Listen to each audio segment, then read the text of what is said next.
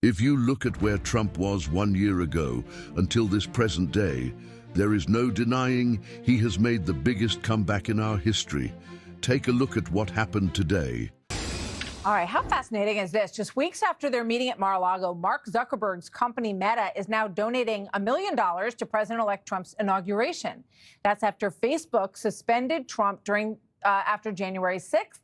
And the president-elect threatened to throw Zuckerberg in jail if he interfered in this year's election. So it seems like they are finding a bridge to each other. And the president-elect says that Jeff Bezos also coming to see him next week. They have traded jabs in the past. The Amazon founder and Washington Post owner says he is very optimistic about a second Trump term, and he has offered to help reduce regulation. So fascinating to see the movement of these tech giants becoming more conservative, obviously interested in their own companies, but also lower regulation for the United States and for business, a more capitalist approach. So we'll see and cover all of that. In the meantime, President-elect Trump celebrating another triumph today in his unprecedented White House comeback. About 6 months ago, he became the first former commander-in-chief convicted of a crime. Remember this?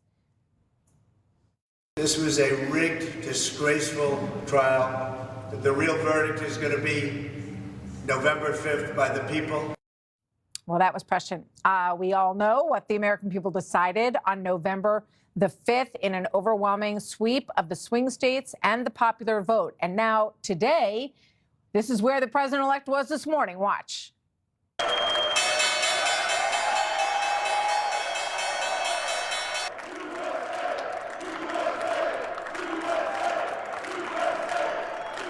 It's just an incredible story, really, across the board. So the president-elect ringing the opening bell, first president to do that, or incoming president at the New York Stock Exchange. He is Times Person of the Year, and for good reason. What a story this has been over the course of this year. There he is on the cover, Time, writing this, quote, Trump's political rebirth is unparalleled in American history. Alina Habba has been by his side throughout the course of this year, serving as his attorney and then a senior campaign advisor. She is now the incoming counselor to the president. Alina, your thoughts as we look at this image and the video. We remember the mugshots, the time at the courthouse, you know, in those moments, which were pretty dark. And then you look at this morning, this really triumphant return for President-elect Trump, now at the New York Stock Exchange with a big smile, Person of the Year.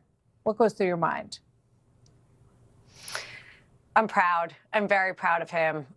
Let me be very clear. While everybody was concerned and while those days were really dark, this man was never dark. He was always smiling. He was always happy. He was always fighting. And I say that in jest, given the fight, but really that's what he did. And they tried to knock him down in so many ways. And I think that what they did was they broke politics.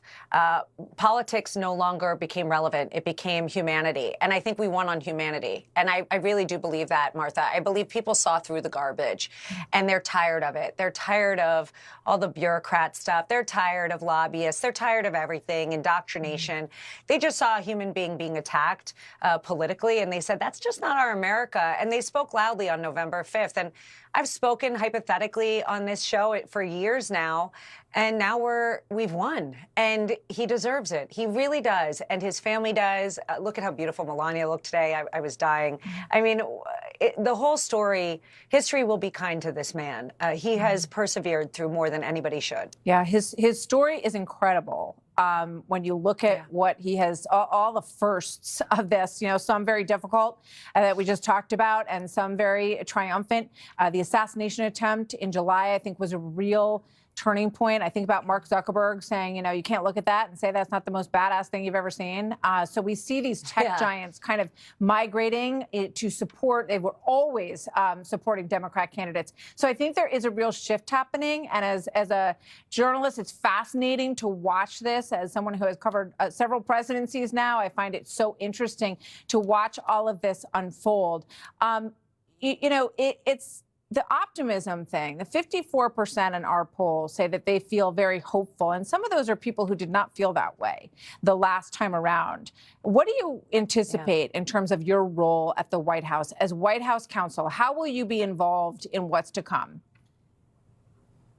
First and foremost, anybody asked to serve this country in such an honorable role, or any role, frankly, it's a responsibility that I take very seriously, but an honor. I told the president, I am there to do whatever it is you need me to do, and that's the truth. But I will say, what a great privilege. I will be there to advise. I will be there to help with policies that are important. I know that for me, obviously, lawfare and all of the things that Pam Bondi is going to focus on are top of mind because of what we've lived for the last 3.5 years. But I will tell you, I'm ready to get to work, and that's on all things that we need to do to fix this country. It's going to be very interesting. Are you talking to former White House counsel, Selena? I've only got a few seconds, but is that part of your prep? Yes, I've spoken to Kellyanne. Kellyanne reached out to me, counselor. She was an amazing, big shoes to fill, but she was one of the first people that reached out to me. She was lovely. Great. Alina Habba, thank you very much.